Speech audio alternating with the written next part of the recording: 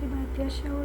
So let's continue our studies. चलें जी, हम लोग अपनी स्टडीज़ को कंटिन्यू करते हैं। तो आई होप आप सब लोग बिल्कुल ठीक होंगे और प्रिपेयर कर रहे होंगे आप लोग भी अपने एग्ज़ाम्स के लिए, आने वाले क्विज़ेस के लिए, असाइनमेंट्स के लिए, हर चीज़ के लिए। तो हमारे पास ये सिलेबस होता है प्रिपेयर करने के लिए, जो कुछ भी एलएमएस पर अपलोड होता है, ठीक है। तो मैंने भी उसी को प्रिपेयर करना शुरू कर दिया है and with a great hope कि फाइनल तक अच्छा GPA बन जाए मेरा भी, ठीक है। तो अब चलते हैं हम आगे। ओके, हमने कर लिया था 5 lectures ecology, biodiversity and evolution बन के BT 101 इसका कोड है। उसके बाद हम करेंगे इसका 6था लेक्चर, ठीक है। चले जी, लेट्स सी। हमने लेक्चर पर क्लिक तो कर दिया मैंने लेक्चर पर, लेकिन मुझे लगता है सेशन जो नेक्स्ट बार हो गया वही हुआ जिसका डर था वही हुआ, सेशन हो गया है मेरा एक्सपायर। तो खैर ऐसे भी डरने की कोई बात नहीं, मैं इसको कर लेती हूँ वापस लॉगिन ID डालकर, और उसके बाद मैं डालूँगी पासवर्ड डालूँगी मैं।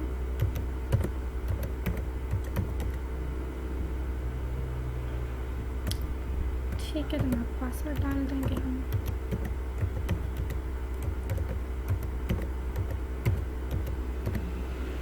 ओके, डन हो गया, पासवर्ड मैंने डाल दिया है। अब हम चल लेते हैं हमारे एलएमएस की तरफ। इसमें हम लोग आ चुके हैं, अब हम चलते हैं हमारे लेक्चर की तरफ। So let us move towards our lecture number 6।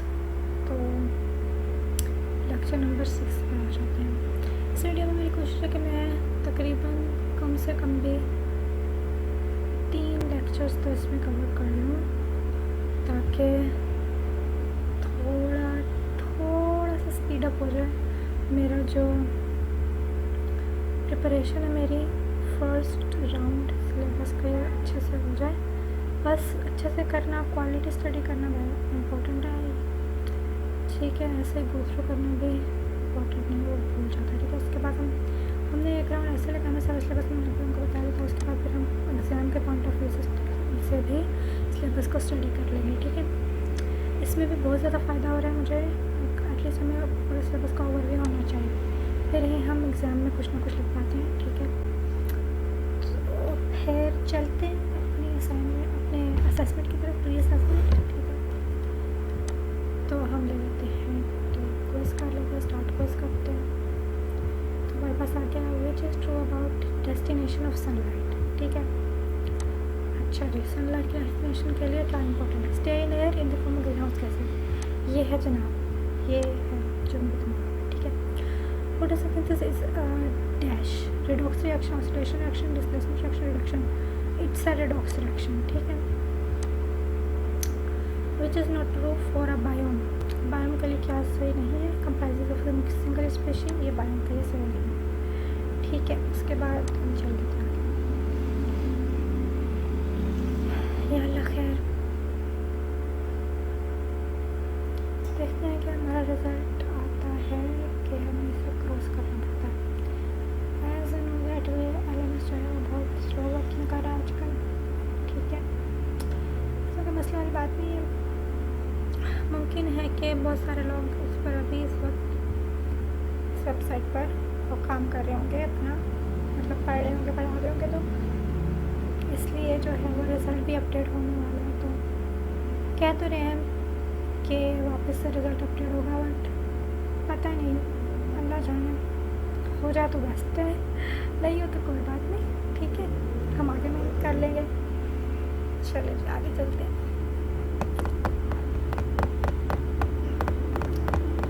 या अल्लाह, ये ज़रूरत से ज़्यादा टाइम ले रहा है, तो मेरे ख्याल में इसका वेट नहीं करती हूँ मैं इसको रीलोड कर लेती हूँ। ये देखिए जनाब, ये रीलोड भी नहीं हो रहा, इसको कर देते हैं क्रॉस, इसको रीटेक कर लेते हैं। फर्स्ट टाइम ये देखिए जनाब, ये देखिए जनाब, ये लास्ट वाला जो है ना सेव नहीं हुआ था, इसीलिए इनकरेक्ट आ रहा है। रीटेक अगर हम करते हैं तो फिर देखिए क्या होता है। Ecological succession occurs in an ecosystem when there is change in change in all options are correct. Vegetation architecture हो सकता है, कम्युनिटी कंपोजिशन हो सकता है, कम्युनिटी स्ट्रक्चर हो सकता है, ऑल ऑप्शन आर करेक्ट। तो ये प्रॉब्लम जो है ना, जब भी वर्क नहीं करते तो क्विज में हमारे मार्क्स कट जाते हैं, वो इनकरेक्ट या फिर वो इनकरेक्ट हो जाता है जो जिस पे एलिमेंट्स की वर्किंग स्लो हो जाती है, तो वो स्किप हो जाता है ना क्वेश्चन, तो इसमें प्रॉब्लम होती है, मसला आता है, नुकसान होता है हमारा। तो ध्यान से आप लोगों ने क्विज अटेम्प्ट करना है, जब आपका नेट सही हो तभी करना है अटेम्प्ट, वरना बहुत रिस्क है। Community comprises of individuals belonging to different species, सही हो गया। उसके बाद फोटोसिंथेसिस इज रेडॉक्स रिएक्शन। ठीक है, ये है हमें हमारे अपने ऊपर होता है कि हम लोग किस तरह की स्ट्रेटजी अपनाते हैं अपने काम के लिए। ठीक है, तो हम चल लेते हैं वीडियो में। ठीक है, वीडियो हम अच्छा सुन लेते हैं। प्रीवियस लेक्चर में हमने डिस्कस किया डिफरेंट ग्रुप्स ऑफ ऑर्गेनिजम्स को जो कि इकोसिस्टम के अंदर जो है ऑपरेट कर रहे हैं, for example producers, consumers and decomposers.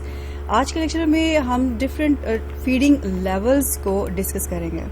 Feeding levels किसी भी इकोसिस्टम की मेजर जो उसकी एक स्ट्रक्चर है उसमें फूड एनर्जी की फ्लो के लिए एक इम्पॉर्टेंट रोल प्ले करते हैं।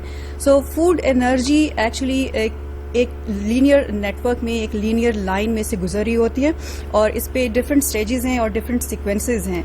अगर हम इस एग्जांपल को फॉलो करें तो सबसे पहला लेवल जो किसी भी इन सीक्वेंसेस के अंदर आता है, these are producers which are the plants. तो प्लांट किसी भी इकोसिस्टम के अंदर सबसे पहला लेवल होगा एनर्जी फ्लो का in a form of the food.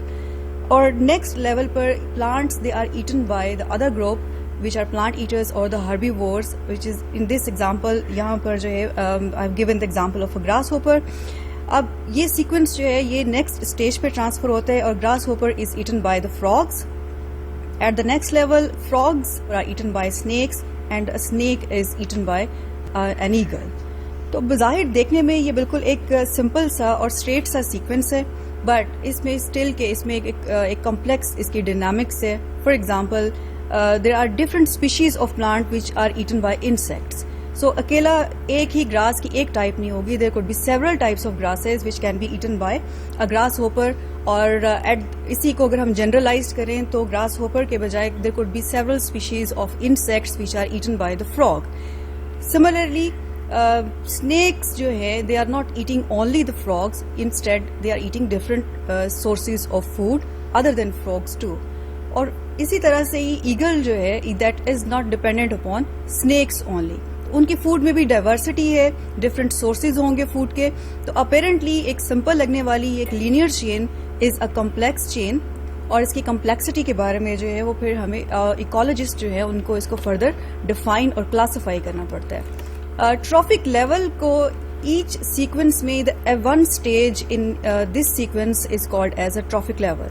तो actually किसी भी food chain में जो इस organism की position होती है that position is called as a trophic level।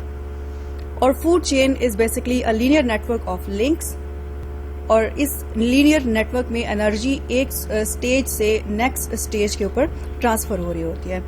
किसी भी इकोसिस्टम में एक सिंपल फूड चेन कभी भी नहीं हो सकती। So there could be the multiple chains and these multiple chains are actually making a food web, जिसको हम नेक्स्ट डिस्कस करेंगे।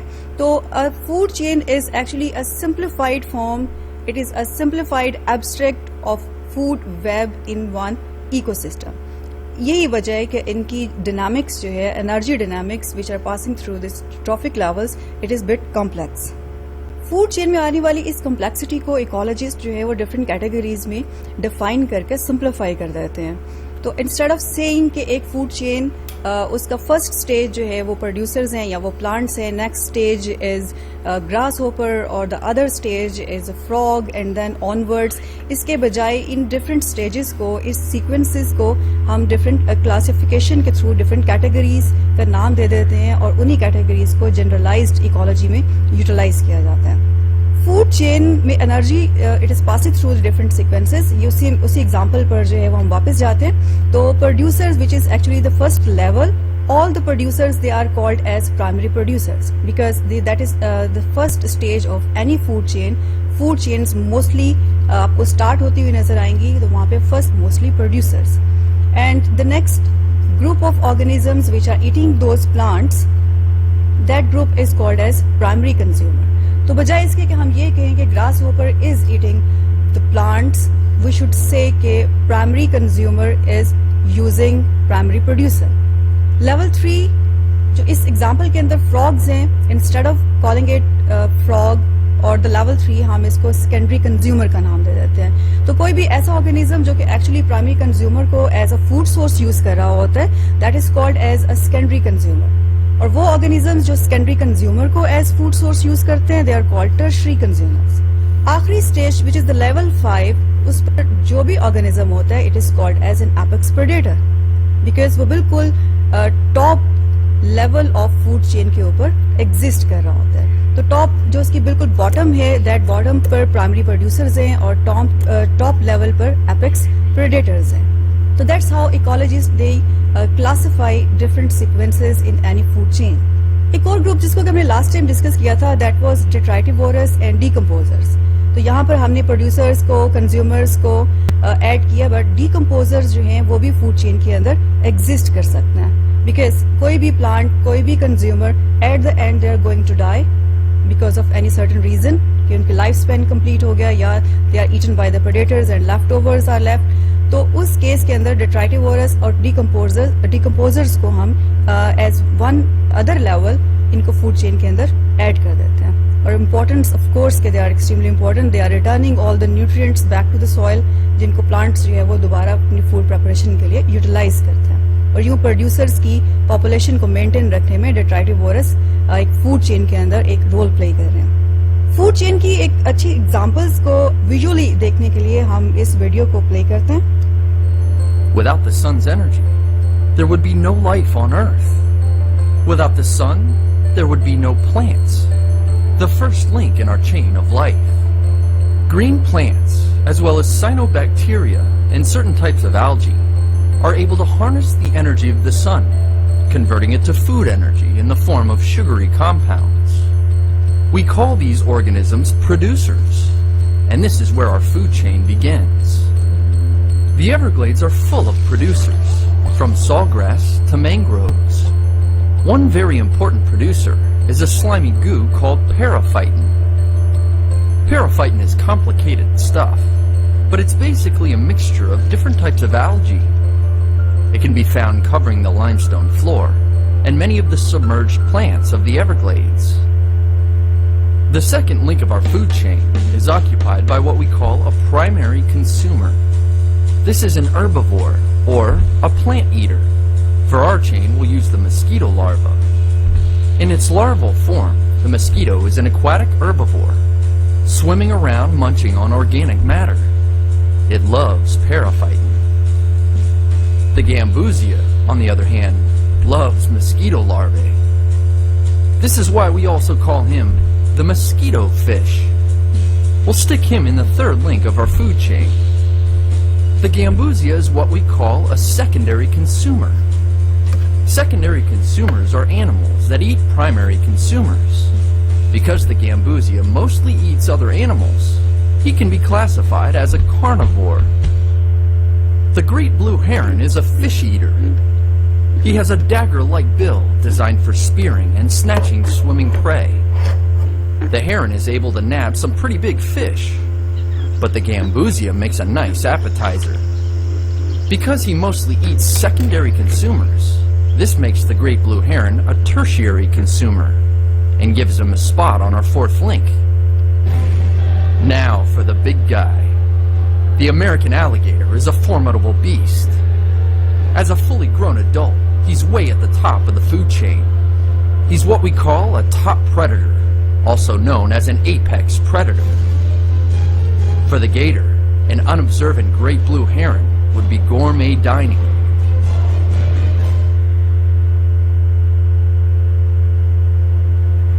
सो फ्रेंड्स, हमारी वीडियो बहुत ही इंटरेस्टिंग थी, अमेजिंग थी.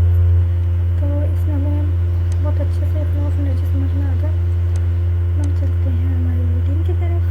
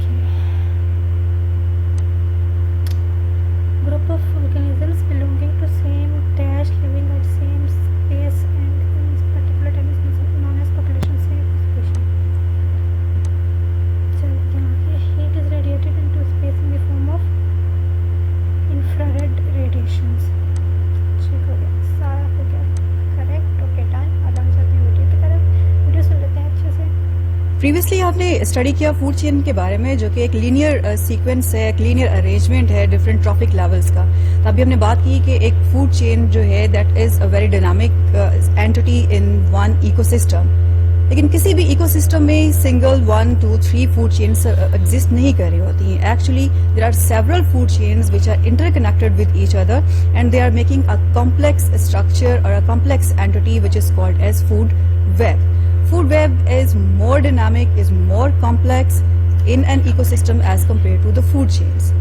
इसके बावजूद भी फूड वेब एक इकोसिस्टम का एक बिल्कुल टाइनी सा एक पार्ट है, because ecosystem is a bigger entity of which is present in a biome. तो food web is only representing a small portion of that ecosystem. तो एक ecosystem is actually contains several food webs.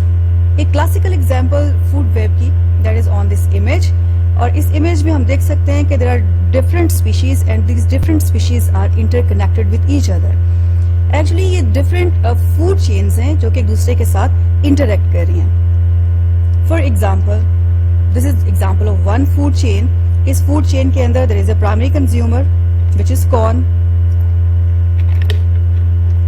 और इस food chain का sequence है corn से grasshopper and then frog and then snake which is python and then eagle. So this is one food chain. This is another food chain and it starts from the producers again, eaten by the butterflies and then dragonfly, thrushes eaten by the eagle. लेकिन अगर हम इसके अलावा भी यहाँ पे जो है वो 2 और 3 फूड चेन्स जो हैं वो और भी शो हुई हैं इस फूड वेब के अंदर। लेकिन अगर हम सिर्फ एक एपेक्स प्रेडेटर के ऊपर फोकस करें विच इज ईगल, तो eagle is eating multiple sources of food. ये सिर्फ थ्रश को ही नहीं खा रहा बल्कि इसके अलावा it is eating frog, wolves, rats, python. So there are multiple sources of food which are available in the form of secondary consumers और द प्राइमरी कंज्यूमर्स। तो इस शक्ल में ये फूड वेब जो कि एक बहुत इंटरकनेक्टेड एक नेटवर्क बन गया है, और इसका बेनिफिट जो है वो ये नजर आ रहा है कि different species different feeding level के ऊपर एक से ज्यादा फूड सोर्सेज के ऊपर डिपेंड कर रही हैं। ये मल्टीपल सोर्सेज पे dependence that is actually the benefit of a food web, जो उस इकोसिस्टम को मेंटेन रखने में, सस्टेन रखने में हेल्प आउट करता है। फूड चेन की तरह फूड वेब या रिमेनिंग जिससे पहले भी हमने डिस्कस किए थे कि किसी भी इकोसिस्टम के जो अवेलेबल रिसोर्सेज हैं और कंज्यूमर हैं they are always controlled by a feedback loop. उसी तरह से ये फूड वेब को रेगुलेट रखने के लिए, इसके डिफरेंट सीक्वेंसेस और ट्रॉफिक लेवल पर पॉपुलेशन साइज को कंट्रोल में रखने के लिए एक सिस्टम काम कर रहा होता है, and that system is called as consumer resource system. ये सिस्टम डायरेक्टली और इनडायरेक्टली रिसोर्सेज और कंजप्शन के बीच में एक बैलेंस को मेंटेन करके रखता है। फॉर एग्जांपल, अगर हम इस एग्जांपल को फॉलो करें, यहाँ पर grasses are eaten by the primary consumer which is deer, deer is eaten by secondary consumer which is lion. तो actually lion is indirectly controlling the population size of grasses. वो कैसे? जैसे कि lion is feeding on the deer, तो इसकी population को under control रखता है, और इसकी पॉपुलेशन को जब डियर की पॉपुलेशन अंडर कंट्रोल होती है या वो कंट्रोल से नीचे जाकर उसको कुछ रिड्यूस कर देता है ओवर प्रेडेशन की वजह से, तो उस प्रेडेशन की वजह से ग्रासेस की ओवर ग्रेजिंग रुक जाती है, या हम कह सकते हैं कि वो कंपैरेटिवली कम हो जाती है, और ग्रासेस को ये अपॉर्चुनिटी मिल जाती है कि वो ग्रो कर सकें और अपनी प्रोडक्टिविटी को इनहेंस कर सकें, बिकॉज उन पर फीड करने वाला प्राइमरी प्रोड्यूसर, उसका number, population size, number of individuals कम होता जा रहा है by the activity of lion. So lion is indirectly enhancing productivity of primary producer. Similarly deer की पॉपुलेशन डायरेक्टली लाइन की पॉपुलेशन को रेगुलेट कर रही है। जितने ज्यादा साइज होगा, पॉपुलेशन साइज डियर का ज्यादा अवेलेबल होगा उस इकोसिस्टम में, उस हैबिटेट में, तो वहां पे अल्टीमेटली प्रेडेटर का पॉपुलेशन साइज जो है वो इंक्रीज करना शुरू कर देता है। That is a direct effect of two trophic levels on each other. तो इस तरीके से consumer resource system food web में डिफरेंट ट्रॉफिक लेवल पर पॉपुलेशन साइज को रेगुलेट करके रखता है। ये एक ऐसा एक नेट इफेक्ट जनरेट होता है जो कि एक पूरे फूड चेन में और फूड वेब में पास करता हुआ, डिफरेंट ट्रॉफिक लेवल से पास करता हुआ, टॉप प्रेडेटर और बॉटम पर जो प्रोड्यूसर्स हैं उनके बीच में फ्लो कर रहा होता है। तो तो इस तरह से एक चेन या एक कैस्केड डेवलप होता है जिसको हम ट्रॉफिक कैस्केड कहते हैं. So trophic cascade is actually a powerful indirect interactions which are controlling the entire ecosystem. So at a smaller level it is controlling food chain and then food web and then it is controlling an ecosystem. इसका control suppression है. किसी भी trophic level के ऊपर अगर population size स्प्रेस हो जाए by different factors, ये कुछ भी हो सकते हैं, that could be certain climatic factor, temperature का ज्यादा हो जाना, पानी का कम हो जाना, प्रेडेशन का ज्यादा हो जाना, या टोपोग्राफिक में कोई ऐसे चेंजेस आ जाए कि एनिमल को शेल्टर के लिए जगह ना मिल सके. तो कोई भी ऐसा फैक्टर जो किसी एक ट्रॉफिक लेवल पर उस पॉपुलेशन साइज को स्प्रेस कर दे, तो ये आने वाला एक इफेक्ट पूरी फूड चेन और फूड वेब में ट्रांसमिट हो जाता है. देखते हैं कि कैसे इसकी ट्रांसमिशन होती है. Removal of top predator, they can alter the whole food web dynamics. इसको हम एक 2 कैटेगरीज में ट्रॉफिक कैस्केड को डिवाइड कर देते हैं. First is top down effect and the other one is bottom up effect. Top down effect top से नीचे की तरफ, किसी भी फूड चेन में टॉप से नीचे की तरफ ट्रांसमिट होता है. जैसे कि अभी हमने कहा कि इसमें जो ट्रॉफिक कैस्केड्स हैं वहां पे टॉप प्रेडेटर को अगर आप रिमूव कर दें तो आपकी पूरी फूड चेन और फूड वेब जो है उससे अफेक्ट होगा. So for example apex predator की रिमूवल का रिजल्ट जो है वो टॉप से लेकर बॉटम तक, प्राइमरी प्रोड्यूसर तक ट्रांसमिट होता है. Bottom up effect is opposite to the top up effect. So bottom up effect में जो फ्लो होगा उस कंट्रोल का, उस रेगुलेशन का, वो ट्रांसमिट होगा from the bottom to upward. तो वो प्रोड्यूसर से एपेक्स प्रेडेटर की तरफ ट्रांसमिट होता है. This is the one example कि टॉप डाउन इफेक्ट में दिस इज वन इकोसिस्टम. इस इकोसिस्टम के डिफरेंट ट्रॉफिक लेवल्स हैं. The first trophic level is a producer, primary producer in a form of algae. Algae is eaten by primary consumer, herbivorous insects, and these herbivorous insects are eaten by secondary consumer which is damselfly nymphs. तो in case कि अगर damselfly nymph का predator available ना हो उस ecosystem में या वो present नहीं है, which is in this example is the fish. So if there is no fish in that ecosystem, in that case damselfly nymph की population increase कर जाती है. जब इसकी पॉपुलेशन इंक्रीज करती है तो वो रिसोर्सेज जिनके ऊपर डैमसेलफ्लाई निम्फ्स डिपेंड कर रहे हैं वो डिक्रीज कर जाएंगे. तो उनका पॉपुलेशन साइज, हर्बीवोरस इंसेक्ट का पॉपुलेशन साइज रिड्यूस हो जाता है. इनका साइज रिड्यूस होने से जिस ट्रॉफिक लेवल पर ये फीड कर रहे हैं which is algae, they would get a chance to grow further.